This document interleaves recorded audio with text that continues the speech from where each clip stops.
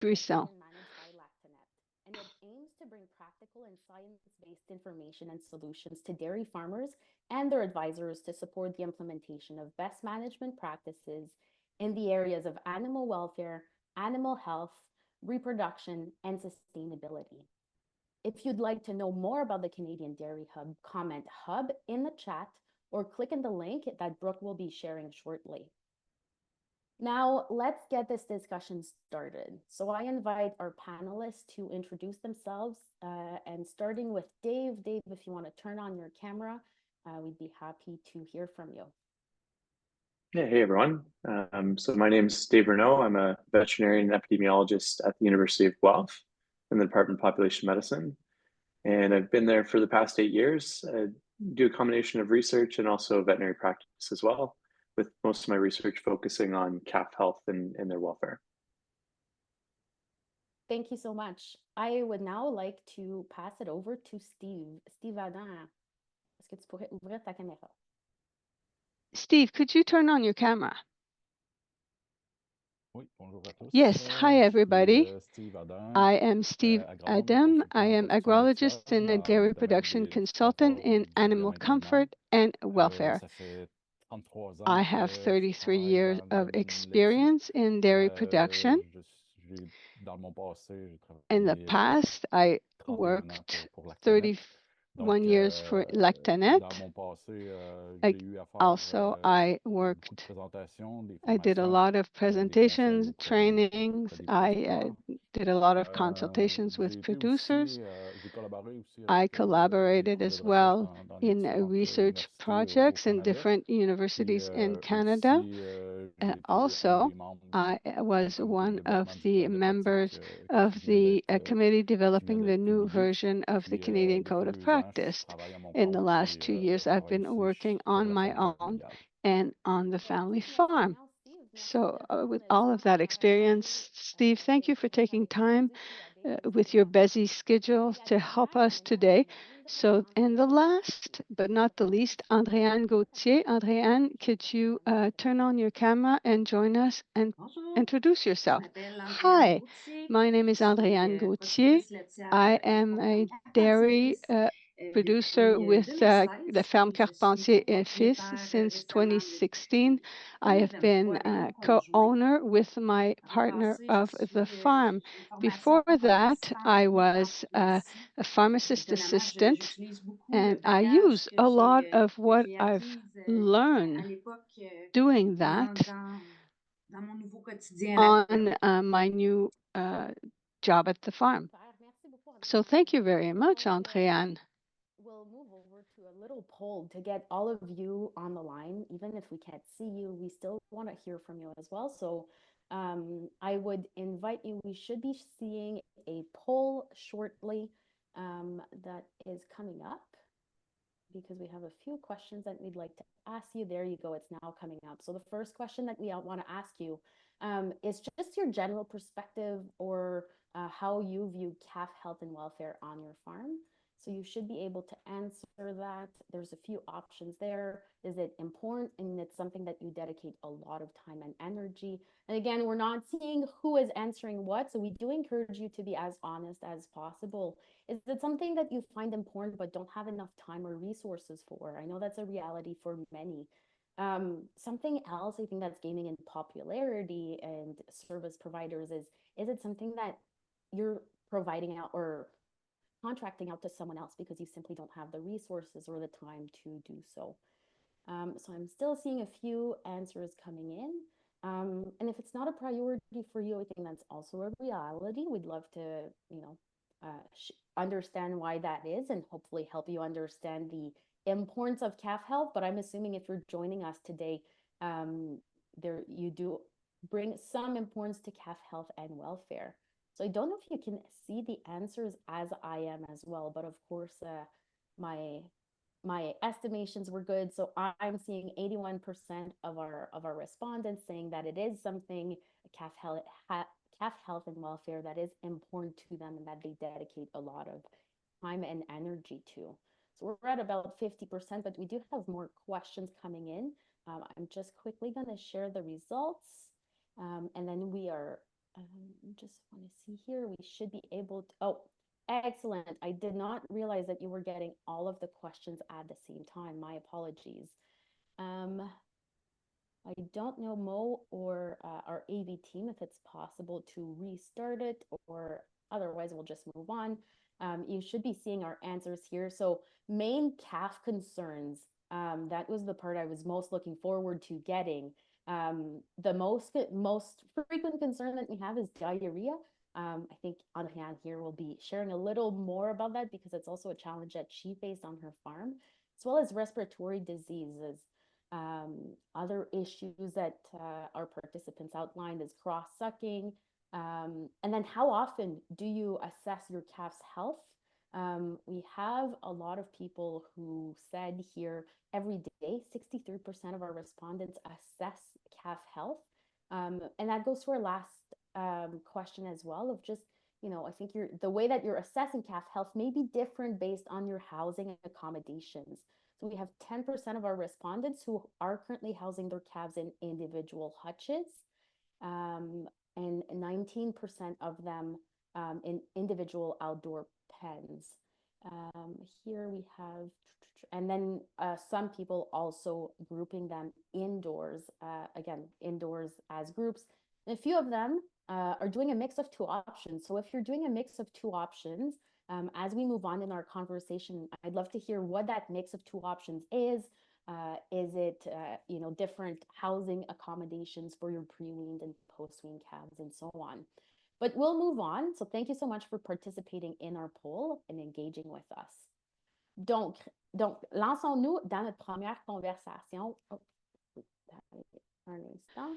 So let's start with our first conversation of the day with Andréane. Andréane, could you tell us a bit more about your farm, where you are, how many cows you have that are lactating, and all of these details? Yes, so I am in the Témiscamingue region. We have 85 kilograms of quota, 53 cows that are lactating. I use a tile stall system. With my partner, we put a lot of emphasis on animal comfort. In the last years, there were improvements. Our projects were toward that goal. We want animals that are happy and comfortable so that we get a quality milk. Excellent. And so as we talk about comfortable and healthy cows, that includes how the veals are cows are housed. Yes, we did some renovations around 2017. We used the training from Lactanet and at the time, and I met Steve at the time, and we went from one extreme to the other. We had an obsolete system and we changed it. So I have now an individual pen for my new calves or sick cows. I have a pen that is made for calves that are a few days old to 1 month. Everything is adapted, whether it be the height of the bar, the height of the feeders, the hay, everything is adapted. They have a brush with heads that are softer so that they can go scrub themselves. On the other side, it's separated with the place where I go prepare the milk. And on the other side, there's a pen for older calves and all of the same thing. The brush is adapted, the heights are adapted, and some have toys as well. So you've thought about everything, and despite that, you still have the challenge of diarrhea. So if you can talk to me about this challenge. Yes, after the change, we had a better control on the housing, easier cleaning. All of the small details were added. But despite that, diarrhea was persistent around 7 to 10 days of life. It's a diarrhea that I couldn't associate to transition from powdered milk or other things. So we tried modifications, we talked about it, and despite that, it remained. Some calves had easier times with diarrhea, others not. Sometimes for some I had to reduce milk, others I have to give an anti-inflammatory, but that was the more persistent problem that we had. And at what point did you know that this was a problem and that it wasn't just a normal situation, something that would just stop on its own? Well, in fact, after done a lot of trials, and I concluded that it was maybe something that we couldn't avoid. But when I brought other modifications somewhere else, I understood where the problem was. But I told myself, okay, I've done all that I can, and that's the situation that's going to be. But then a solution was found. So thank you, Andréane. And when we talking solutions, we're going to give the mic to Dave, and we're going to come back later to the solutions you found. So Dave, keeping in mind the challenges that Andréane just shared with us, can you share with our audience what are some of the key cleanliness and biosecurity practices that any farmer and their advisors may want to consider to avoid diarrhea? Yeah, like in terms of key areas to focus on for biosecurity, I think it really starts in the calving area where you're going to have the calves first exposed to all the different environmental things that could be there. And when we look at pathogens that cause diarrhea, a lot of the pathogens actually are spread by some of the adult cows on the farm. So making sure that we have a clean calving environment, we minimize exposure to manure in particular, because that's where the pathogens typically are, the viruses, crypto, bacteria, the things that commonly cause diarrhea is usually in the feces of these adult cattle. So I think really ensuring that we have a clean calving area can go a long way. I think the next important area to focus on is really in the collection of colostrum. When you see some particular pathogens like E. coli, for example, which usually causes diarrhea very early on in life, a lot of it can be traced back to the cleanliness of the colostrum being fed to the calves. So making sure that we have clean colostrum, doesn't have high levels of bacteria is really important to help to protect against diarrhea, and also helps to improve the immunity that's passed through the colostrum as well. The next consideration, kind of moving sequentially through the calf's life, is to make sure that the housing environment we're putting calves into is also clean. So if you have calves with diarrhea, for example, they're going to shed a ton of the pathogen into the environment. So the coronavirus, rotavirus, cryptosporidium parvum will get shed into the environment in very high levels. And if you simply put another susceptible young calf into that housing environment where it's not clean, so we haven't removed the manure, we haven't pressure washed or disinfected the housing environment, that can definitely be a major risk factor for spreading the pathogens. So making sure we have a clean, well-sanitized environment that we're putting calves into after they're born is also really important. The other area, the final consideration to have as well, is with regard to the sanitation of the feeding equipment that we're using to feed calves. So making sure that the milk bottles, the automated calf feeding lines are clean, free of bacteria, has been shown to have a pretty big impact on reducing diarrhea. So I think in kind of order of the calf's life, making sure that we have a clean calving area, making sure our colostrum doesn't have high levels of bacteria in it when we're feeding to calves. We put the calves into a clean and well sanitized environment for them to live, and also making sure that the milk feeding equipment that we're using to give that calf the nutrition that it needs is also cleaner, probably the key considerations for biosecurity on the farm. Thank you so much, Dave. That was an answer packed with practical and tactical information that I hope farmers can just be reminded of or apply on their farm. Donc, Steve, Dave va parler un petit peu de la propreté de l'environnement. Donc, restant So dans ce Steve sujet-là, is going to talk again about the cleanliness of the environment. In terms of the stalls, how do you make sure that we can optimize the health and prevent diarrhea in the environment? Yes, so there are basic rules to respect in terms of housing. First, if we look at diarrhea and Andréane's problems, we need materials, everything that is in the environment, the fences, all of those materials need to be easily washed and disinfected. Plastic is the best material for that, easiest to clean.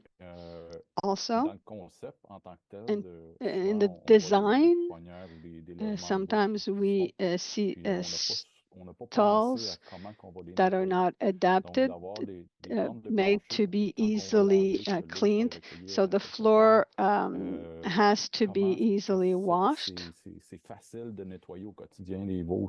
How easy is it also to clean the cows on a daily basis? It's a manual work, but sometimes when we have other things to do, we figured about doing that one day. That's not good. So the work needs to be easy. So there's there needs to be materials adapted to bigger calves as well. Calf management as well, in terms of diarrhea and pathogen transmission. We have to deal with the situation as we were dealing with individual calves. Even if we house them in groups, we have to be able to separate the calves to do that, and that needs we need good ventilation, and often that is the problem, is the air. Even if we've got good air circulation, air doesn't make it to the floor height, because calves are low to the ground most of the day, so we need the air to go low to the ground as well. Yes, okay. Thank you. Sorry. Here I've got some slides. Yes, here is an example. I took this photo because it showed everything. So we have here, the walls are plastic, the floor slope goes towards the left. So if we clean, the water goes to the gutter that is there for cleaning. It's easy as well. There's a hole here, so when we clean, we can send the manure and the excrements to the hold. And in this environment as well, we've got hot water, a hot water sink to wash the instruments. And you can see all of the fences, all of the stalls, everything is washable. Water can get onto that, and we can disinfect. So that is a great example. So thank you, Steve, for that. It makes things very concrete for us. So when we talk about calf environment, they're in a really nice pen, but we also have to look at our feeding practices. Can you talk to us about your main rules for feeding calves? Well, as Dave said earlier, it's a question of hygiene. That's number one. Everything needs to be cleaned and disinfected well. au niveau de la consommation And du for lait, milk avoir des consumption, bouteilles ou des you seaux need qui to ont have des tétines bottles or qui buckets permettent that have d'avoir le teats comportement naturel du veau. so that the calves can L'hygiène, des fois, on parle use its beaucoup normal d'hygiène des behavior. seaux et We des talk chaudières, tout ça, about mais aussi les ustensiles bucket pour faire le lait. hygienes, but also milk Faut vraiment les utensils. nettoyer. Everything has to be cleaned. Aussi, tout à l'heure, Also, Andréane parlait de la Andréane hauteur was de mentioning the height ces seaux, ces of tétines. the buckets, Pour the la teats. Holstein, d'essayer For d'avoir une hauteur qui Holstein ressemble un peu cows, au pied de la the mère, c'est-à-dire à peu près height 24 must pouces, be about 60 at the du sol. same Ça height permet of d'avoir un the meilleur angle mother's aussi pour udder, la consommation du and lait that pour le lait qui est un petit peu gives the plus calf a better naturel. angle, more natural angle to Ceux qui font du lait en feed on. poudre, s'il If you're faut using powdered le mélanger milk, manuellement, if you have to de mix it pas y aller manually, avec des volumes, don't pas juste go avec un with verre, mais vraiment volume, peser la quantité de poudre, but ça you fait la have to différence take au a niveau de certain l'uniformité quantity du lait. of a powder, Pas and you have qu'on to veut have the qu'un lait same soit à la bonne content température. every time. The Puis milk même dans has le to be at the mélange, same lorsqu'on temperature mélange le as lait, well d'avoir at une this eau assez chaude always. qui permette de When you dissoudre le gras. mix the powder, you Mais have to aussi have la water façon that's hot de enough to ramener dissolve le lait the à la bonne température, la fat, température du corps but you have to étant cette bring the quantité milk back to excessive. 38 degrees Ensuite, dans les body autres temperature. règles, The other rules, I dans would les quantités, say, là, je pense que it's about le minimum quantities. du I think 20%, a on veut minimum pas vivre 20% du of niveau the des calf demi. weight. Pour des That's quantités plus grandes, mettons what plus we que 3 litres par ask repas, ben, on for. peut y aller à 3 repas par jour, So qui va if you aider do aussi more au than niveau de 3 la liters, you can digestion. go to Euh, 3 meals a day. That's going to help with Andréane avait digestion. mentionné aussi tout à l'heure Andréane le mentioned passage as d'un lait well entier, du lait qui provient des vaches the à lait en transition poudre peut faire une from incitation a whole milk au niveau de la to a digestion, c'est powdered juste milk that could l'impact entre create les deux, la stress. transition. So that Puis en transition dernier is lieu, important. des And fois pour the les last diarrhées, thing is often for diarrhea. certains vont utiliser du Some lait de people will vache use qui est pas cow's du lait à milk jeter, là, mais du lait that impropre is à not la consommation, disposed, soit parce qu'il y a eu un but traitement it antibiotique, cannot puis be on veut pas used envoyer le lait, mais for la vache human est saine. consumption. Mais souvent, But sometimes ce lait-là a that une milk composition variable d'une journée à l'autre. has a Donc, ça peut faire une variable différence aussi composition au from niveau one day to au the niveau other, des veaux si and on that can l'utilisait make comme a ça, difference ce qui to est pas the calf. conseillé à donner là, pour So avoir des we veaux en don't santé. advise that the calves Okay, thank you receive very much. that Mais voilà, milk. prenez des notes. So thank you, Steve. I'm hoping that you're taking notes at home because there's a lot of important information here. And same thing with Adrienne when she comes back to talk First of all, I to want to us. thank all three of you for this great start to our conversation. I think Andréane also has a few questions for Dave, so I'd like to pass it over to her to ask those questions to Dave. Oui, Dave, quelle est la meilleure pratique pour nettoyer Yes, Dave, what is the matériel best d'alimentation? practice to clean the feeding material? So the best practice to make sure we have clean feeding equipment is really comes down to kind of the process that we're using. So the typical recommendation is when you're cleaning feeding equipment is to make sure that you do an initial warm water rinse. Because if you go with water that's too hot, what often happens is the milk proteins on the milk that we feed to calves coagulates over the surface of the plastic and actually can stick on there for long periods of time. So it's really important to do a warm water rinse, get all those proteins out of the bottle or whatever feeding equipment you're using, and then follow up with a hot water scrub with soap.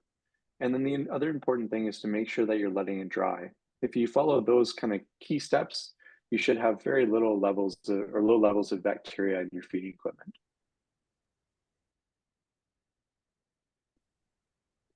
Bien. Puis, quel conseil auriez-vous pour And gérer what les maladies advice dans would les you have for managing So disease the key in thing group with group housing? is to make sure that you keep the group small. So in the research that's been done in this area, most of the research is pointing to keeping groups of calves less than 10. And if you can keep groups of calves that are less than 10, that will lower the risk of disease.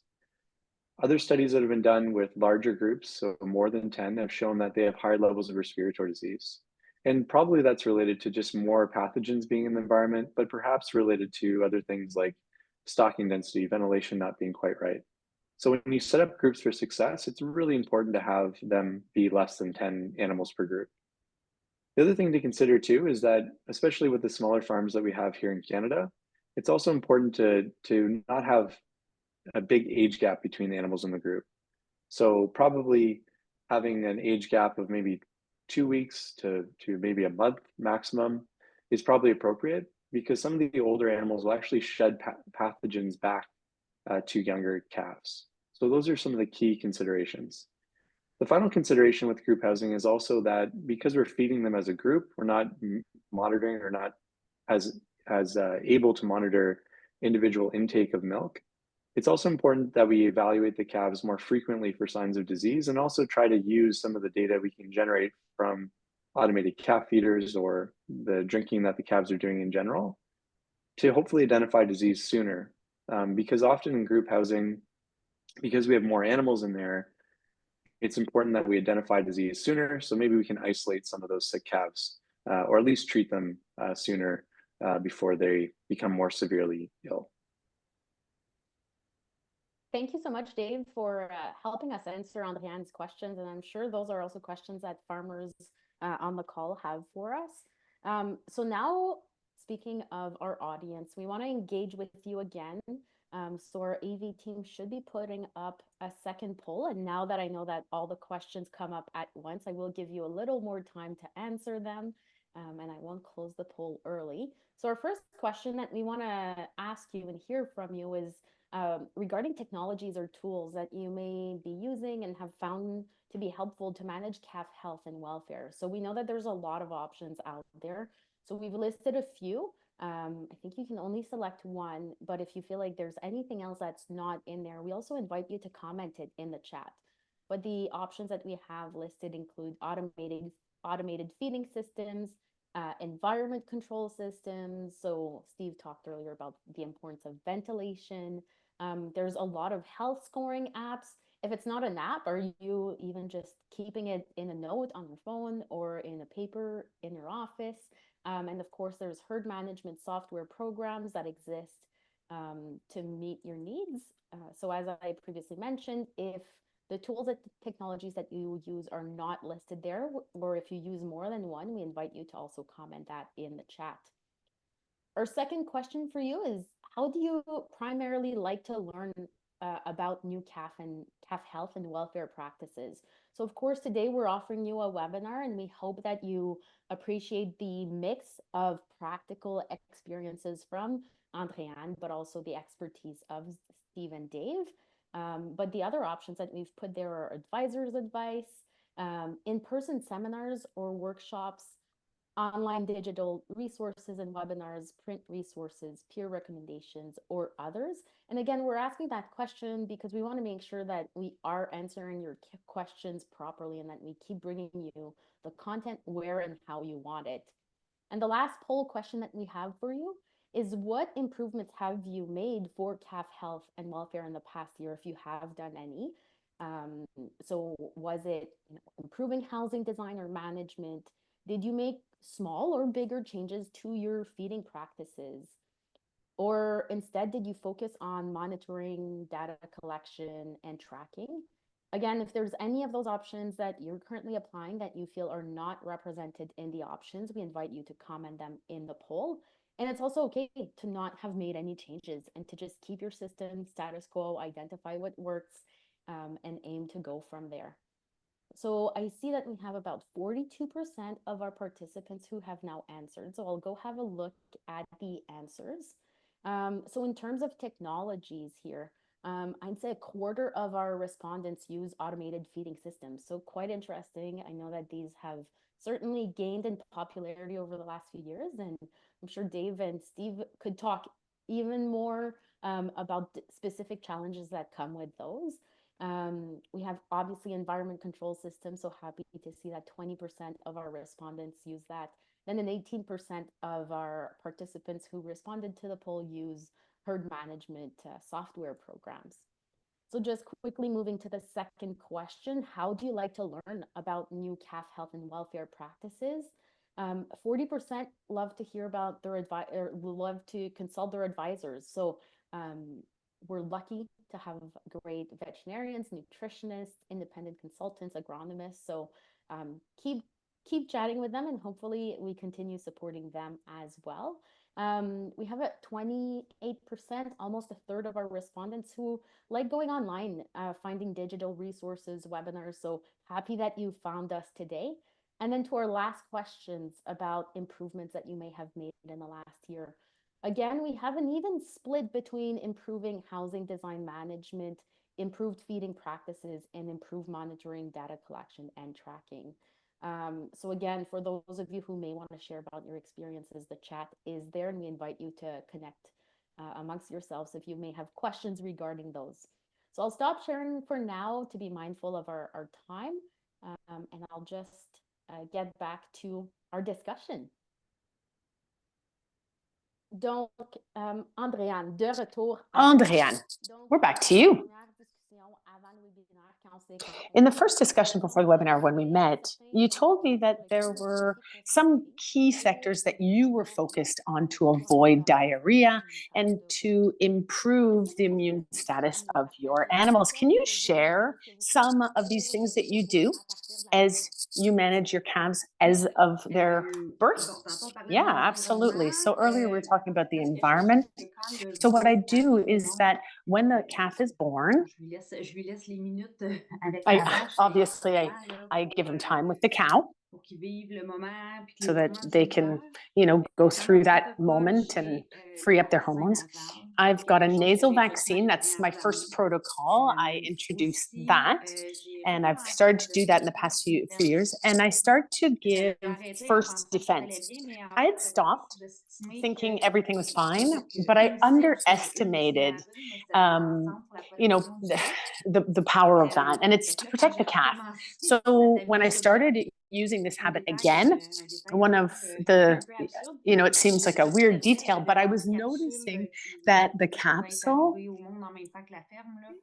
on the farm, like there were some, traces of use and that sort of thing. And my thought was, it seems like that's a place where bacteria can stay, even if I wash them and that sort of thing. So I bought new ones. And that's, it makes a difference, as it turns out. So disinfecting the belly button as well. I'm teaching nobody anything there. What I learned recently is that, putting iodine directly on the belly button is that there are some issues, and there had been research done, observations, we'll say, that were made, saying that it could be a little too strong. And so it's not good. So what I'm going to do is I dilute the iodine, and I'll use like a little container to soak the belly button. And I won't do it just once. I'll do it, because they're babies, right? They're just born.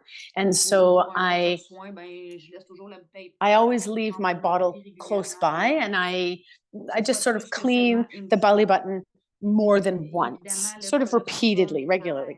Obviously, colostrum is so good with natural antibodies. And at the time, we used the retractometer. We wanted to measure all of the antibodies. And so what I've done for a long time, on a daily basis, let's be honest, I don't test every single cow at each birth, but I know that my cows have a good level. My cows have a good level of antibodies. If I've got a doubt, I will test them. But essentially, I do trust that I've got quality colostrum. I give colostrum through a bottle with a nipple on the end, and the cow's there, and I make sure that everything is done in the 2 hours since birth. That way the calf is awake and active. And if I'm not on the farm personally, then I've got cameras. I can keep an eye on my birthing cow. After that, well, they'll take transition milk, and within 3 to 4 days, I'll transition to powdered milk. And what helps after that, and I didn't make this up myself, I didn't invent this, but I realized it was good when we started to use sex semen for better cattle and Angus breeds. It meant that there were fewer calves at the same time because Angus was on the farm for a week at a time. So I ended up getting calves over a long period of time. So I wasn't overcharged, and that was helpful. So basically, yes, we keep, all of the pens clean and dry. We go through them a lot and clean them a lot. But if we've got, 10 calves versus 3 calves, it's way easier to manage 3 calves. And I always keep them in a duo at the base, right? They're always together so that they're motivated and together. Because, it's cow nature to not be alone. Yeah. So you've been influenced by your work at the hospital. And I think you also do things every 3 days. What else do you do? Yeah. So we'll come back to the moment where the calf will come out. I give them a dose of selenium, and then I'll weigh them and measure them. That's in the file. And I put all the data into my file, and then I take a picture for my recording. I will give them their little toy, and they'll start in the pen with that. Okay. So your calves are well treated, huh? And as for the little toy, animal welfare is a sector that's a priority for you, I believe you've said on a few occasions. So can you give us an example of things that you do to ensure cow comfort and calf comfort specifically? Yeah, so you want good bedding. We work with straw. We put a lot of straw, especially in the wintertime. We put even more straw in the wintertime. And then their covers, obviously. When we started to use the covers, I adopted this process. At one point, I have to admit that I wasn't sure at the beginning because the cover works well when there's good management. You can't just leave the cover with your calf and go by 3 weeks later, right? The cover needs to be clean, and you don't want your calf to get too hot, and you want to check the weather, right? Like now the weather's up and down, whereas in the summertime we don't pull out the covers. Obviously, it's a question of logic. And so they've got their comfort, they've got a toy and accessible food, Hey. Okay, that's really interesting. I was going to ask the question, but then you gave the answer already. Let's talk about food. What's your feeding strategy for your calves? Okay, so milk is the most important food. First of all, we weigh the powder. We weigh it. Because we were sort of told what Steve mentioned. If you just take a cup, the variation could play, and that could have an impact on the animal. And so we weigh the powder. For a long time, my spouse had a hot water tank that was always at the right temperature. That's what we did at the time. And so we have hot water for me, hot water for him, and we can use it. And we, before we had the hot water for him, hot water for me, and we now have the same hot water. It's always in the same quantities, always at the same temperature. And I use a cement mixer with the drill here, like you see in the picture. And so there are no lumps. Everything is mixed properly. Yeah, what do we see here? Let me just look at the pictures here for a second. Okay, so the first pen, the one on your right, that's where they start. You see, it's very simple. These are all things that have been built by my spouse. He's very capable of building these things. And we always try to do projects, sort of max comfort, minimum cost is our goal. Right, okay. And if we talk about the work that we can do, do you have details on this solution here? I'm kind of breaking the conclusion here, but you had a diarrhea problem. What was the solution that you found? What did you end up doing? And how did it have an impact on calf performance? Well, this is funny because we kind of like hit the solution without knowing it at first, because when we had the idea of, you know, trying to design the space that we had, because that's the other challenge, right? I didn't have a whole lot of space. So we have to work with what we have. I wanted calving spaces. I wanted to maximize my nursery and create adequate calf pens. So I started to do research and I asked questions. I talked to Steve, I talked to Lactanet, I talked to the regional vet, and I took all that information from everybody and I thought, okay, why don't we make a calving space, but leave the calf with the cow, kind of like when we're at the hospital and our baby goes into a transparent box, right? Because we want to see the baby, we want the baby to be close, but we also don't want to roll over them while we're sleeping. So it's the same principle. So the space that I had to create these pens was minimum. So I couldn't, you know, I didn't want to have to manage the calf too close to the manure or whatever, right? So what we did is my spouse had the idea of putting this in a grid, and we have a grid that's open so it doesn't get moist or humid, and the calf is close to the cow, and that's basically what we see in the picture. In the picture, they have heated lamps to keep the heat, right? So they don't shiver. We made these railings robust just to make sure that they didn't break. We didn't want to have any possible risk. So we created like a very safe structure here, all soldered and solid. And so the calf is inside and the cow will stay next to her calf to lick her and stimulate, or to lick it and stimulate it. And the food is also there as well, right? So the food is there. They can eat the silage. The cow can eat the silage and can see the calf. And we put a lot of straw because it was directly on cement. We put a thick carpet down to avoid any slippage. And essentially, we realized that this went above our expectations.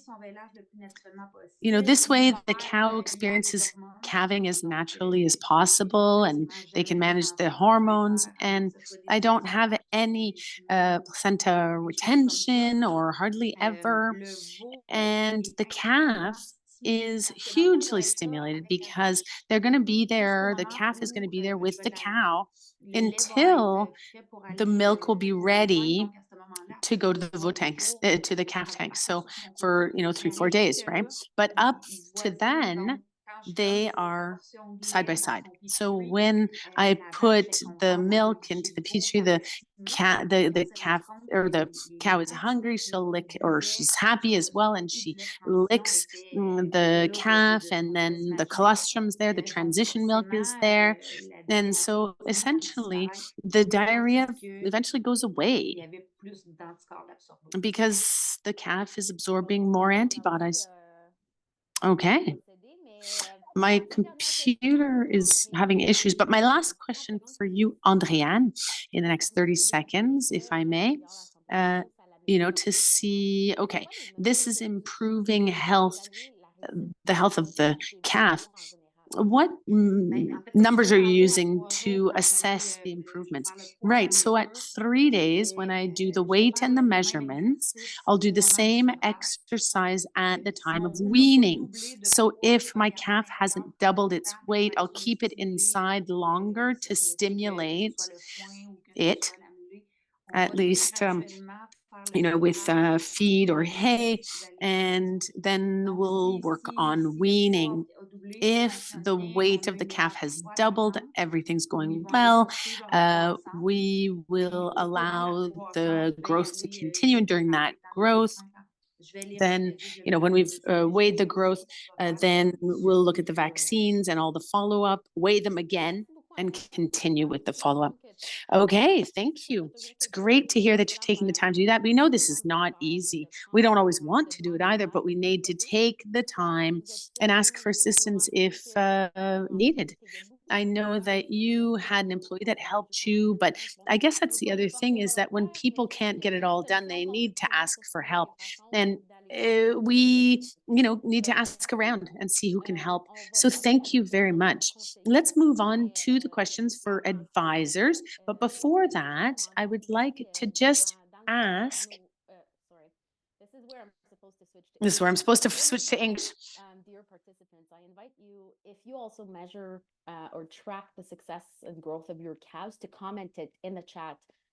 Maybe there's other things we haven't thought of beyond weighing the calves, or if you weigh your calves yourselves, we'd also love to hear it. So now moving on to Steve for another question, because Andréane briefly touched on it, the cuddle box, or la boîte à câlin. What is that? And what is your experience with it? Oui, la boîte à The câlin, cuddle c'est box. présentement, Yeah.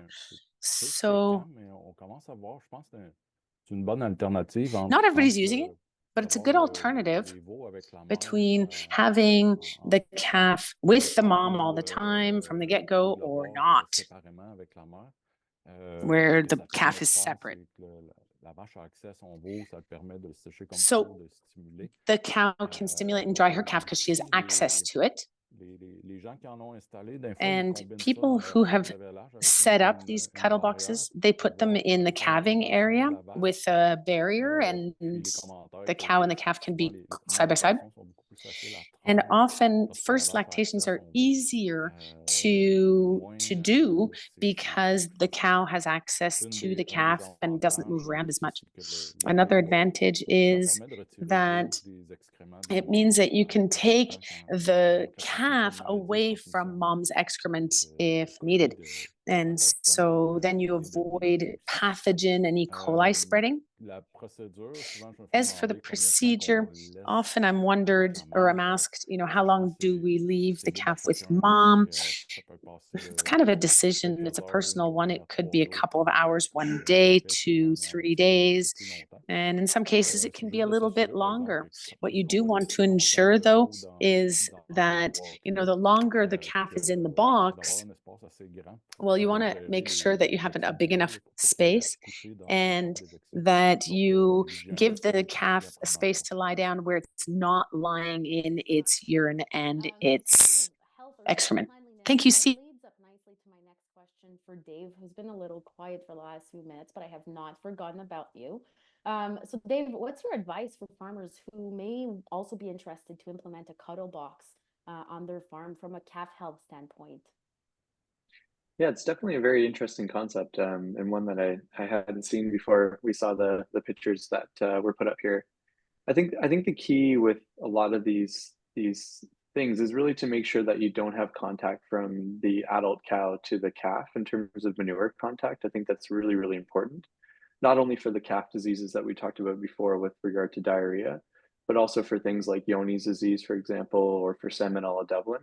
It's really important that we try to minimize manure contact between the adult cow and the calf. So from the pictures that were presented, it seems like this works really well, and in the system that Adrian's made. And yeah, those would be the kind of key considerations that I would think about. Thank you so much, Dave.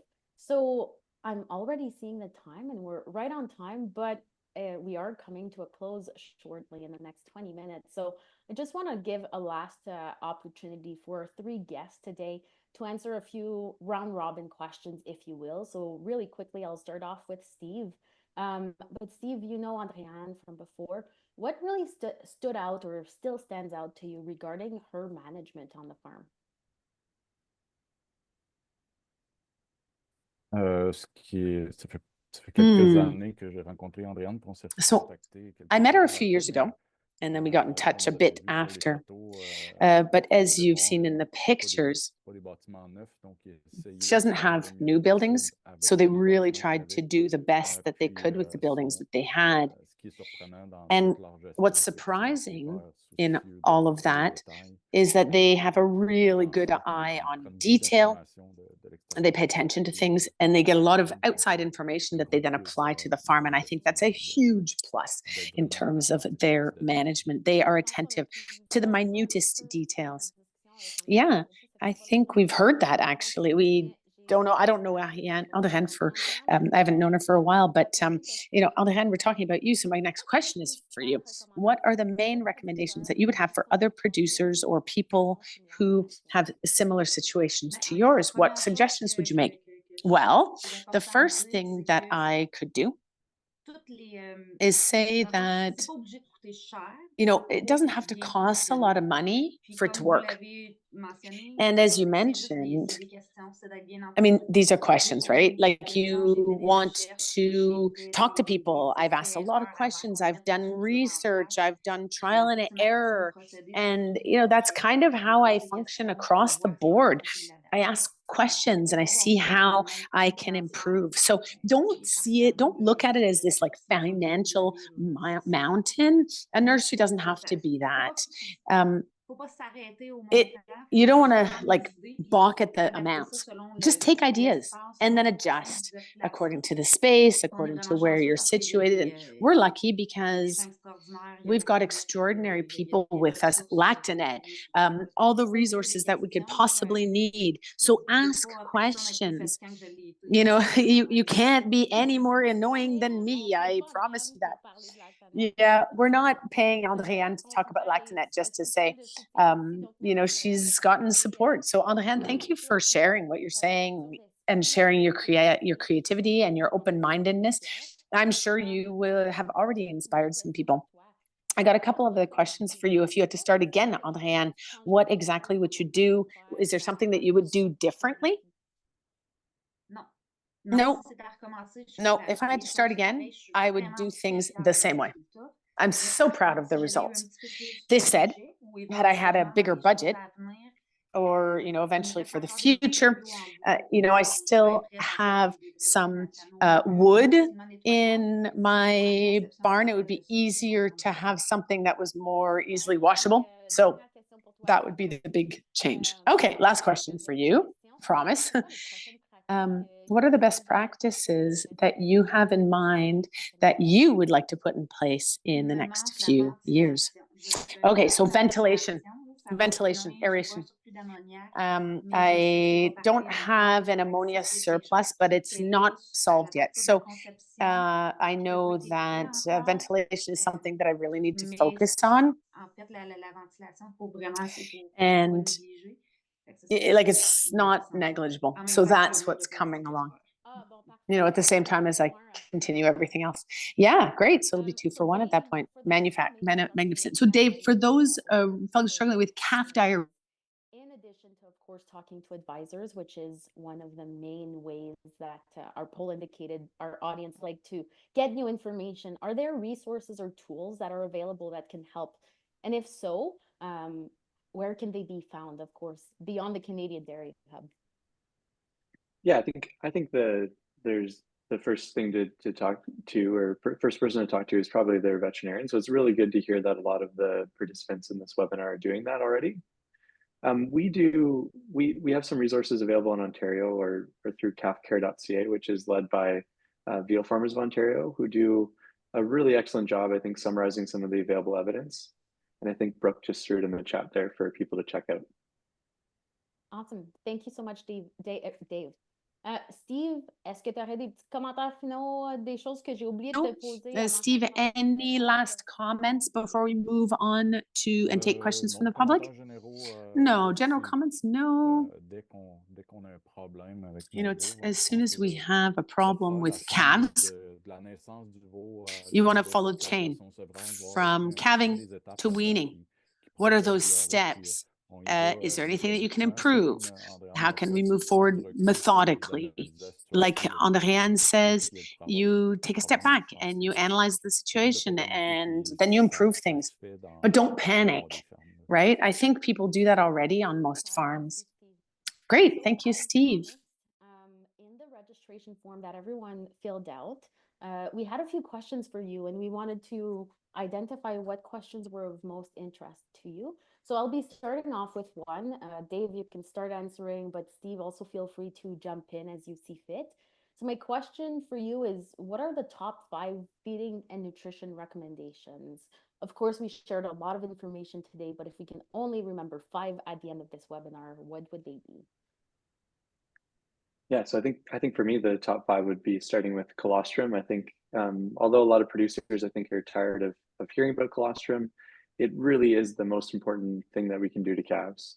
If we can get enough colostrum into the calf right away at birth, it's really going to have a substantial impact on their ability to fight off disease and also their ability to grow and develop as a calf. So that is my absolute number 1.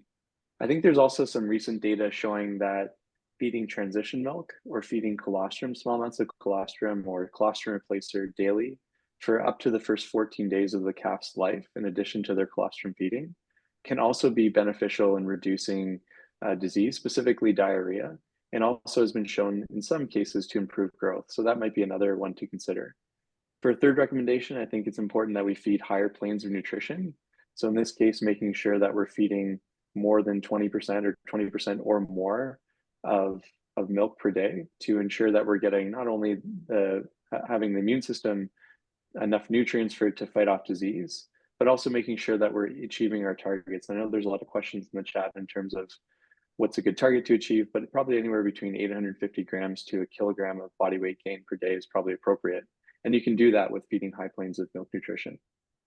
Other considerations include maybe avoiding waste milk. I know Steve talked a little bit about that before, but waste milk has antibiotics in it. It has variable levels of fat and protein in it as well, which really can compromise growth and also increase the likelihood that a calf develops diarrhea. So those are probably my top answers for that. Thank you so much, Dave, for sharing. Steve, quelque chose d'autre que tu aimerais ajouter avant qu'on passe à la prochaine question? Steve, anything else to add before the next question? No, I think that was pretty complete, besides hygiene and weaning techniques over 10 days. If you do that over 10 days. And for concentrate, forage consumption, have enough water around. Often we forget about that, but it's very beneficial. Right, so you talked about the longer weaning period, and I think it connects with another question that one of our participants has asked.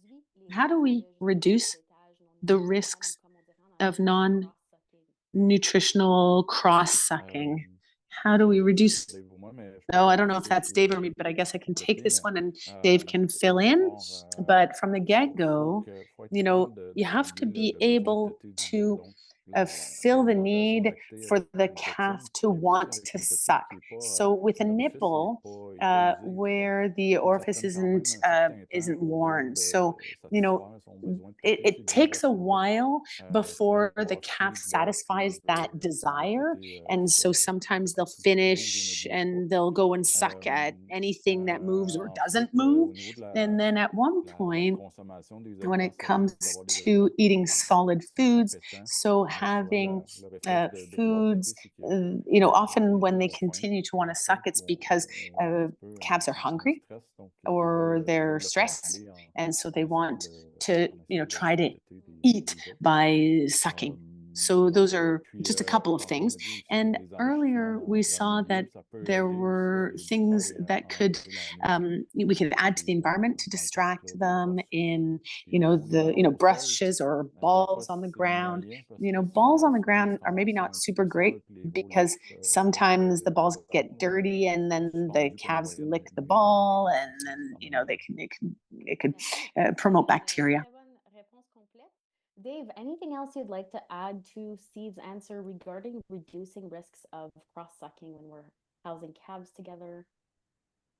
Yeah, I was late flipping over the translation, so hopefully I got most of Steve's answer, but I think his answer is very complete. I think maybe the only other consideration is when you're feeding milk, especially with a nipple bottle, probably leaving it out for a period of time, I think up to 10 to 30 minutes after they're finished drinking the milk can also help to direct their focus and attention towards suckling on the nipple bottle rather than suckling on their neighbors. So that's one other thing that I've seen work out in the field. Thank you so much, Dave.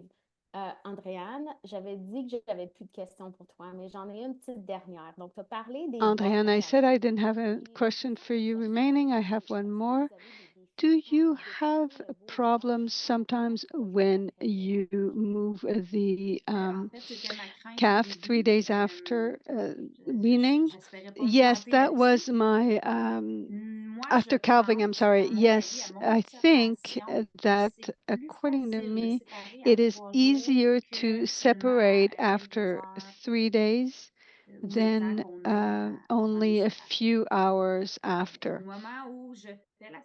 When I separate the calf, I have the cow going on one side to go to its stall for lactation, and the calf that goes the other way to its pen, its individual pen before he goes to group housing. I didn't have any big reactions from calves because they have tan with the cows. The reaction is not as big. If you only give them 30 minutes together, then they're missing out on some things that they have to live together. So I have not had problems. Yes, so I'm happy to hear that because sometimes it's some concerns that we have with that new way. So for those, well, for the farmers who are still housing in older barns, I think like Andréane alluded to, right, with wooden walls, what's the best way to clean those wooden walls or those pens between calves and groups? Especially in the winter, when we know whether it's not possible or it's really not an option to keep those pens clean. Yeah, I think that's a really good question. I was maybe jumping the gun and answering some questions in the chat before I should have, but yeah, I think for this one, it's really difficult. I think when you're dealing with wooden walls, like they're pretty good at harboring cryptosporidium in particular in the little nooks and crannies within the wood itself. So it can be quite challenging to clean just in general. But especially in the wintertime, if you can't pressure wash because of humidity buildup, because of freezing and all that stuff, probably the most important thing is to make sure that you're cleaning out the manure frequently, especially between calves if you can. And then just adding in new bedding. I think that is probably a simple solution perhaps to that question, especially if you're not able to pressure wash. Because if you're not able to pressure wash and you can't remove all the manure or organic material off the wall, a lot of the disinfectants that we use really aren't good enough to kind of break through that manure or that organic material on the walls. So that would be my suggestion. Thank you so much. We also have a question from Karen, and the question is regarding the protocol for cleaning nipples. Is it the same, or what are different considerations when cleaning like bottle nipples compared to pails or bottles? And I don't know if Steve or Dave, you want to start off with that. Dave, I don't know. I'd Sure. like to, yeah, go to you. I'm happy to jump in. We're in the English mindset. Sure. So I think it pretty much is the same principle. So try to rinse it with warm water initially, try to put it in hot water and scrub it with soap and then let it dry. I think if you do that with all your feeding equipment, it should work relatively well in terms of reducing the levels of bacteria. So that would be my suggestion. I don't know, Steve, if you have other suggestions as well. Non, c'est pas mal, c'est la méthode standard. No, that's pretty much the standard method. La désinfection Disinfection, devrait fonctionner. normal disinfection, that should work. So thank you very much. I want to thank all three of you, our panelists, Dave Renaud, Steve Adam, and Andréane Gauthier, for being here with us today. I do join you on the line to thank them as well, whether it be in the chat or using the React or emotion function. Les trois panélistes d'aujourd'hui nous ont bien démontré qu'une gestion des veaux en groupe So et the en paire, three panelists showed us that a group or individual management of calf is possible. Sometimes we have to be creative or change our management method. So I want to thank you again, our participants, for attending the Canadian Dairy Hub webinar, which is brought to you by Lactanet and made possible thanks to someone. Yeah, that's okay. Mo, can you just keep the audience muted? Thank you so much. So I just want to thank everyone, and I invite you to, again, visit the Canadian Dairy Hub, our webpage, join our mailing list, and follow us on socials. Again, as I was saying, the Canadian Dairy Hub is brought to you by Lactanet and is made possible thanks to DFC funding through the National Knowledge Transfer Structure in Dairy Production Project. We would also appreciate if you could take 2 minutes to fill out this satisfaction survey. We value your input. We want to improve for our next webinars coming in the winter of 2025. And while we wait for your responses, so we do invite you either to take your phone, scan the QR code, or if you're already on your phone, I think Brooke should also be putting the link in the chat, and we'll also be sharing that with you in our follow-up email. So again, while we wait for your responses, we also just want to share with you that the draw for the gift will proceed to the draw in the coming days, and we'll also be sharing the winner of that draw in our email. So be sure to check your inboxes. With that, we wish you a great afternoon. Thank you again for being with us. Merci encore une fois à nos panélistes et merci à vous tous d'avoir été avec nous pour aujourd'hui. So thank you once again to our panelists and to everybody that was here with us today.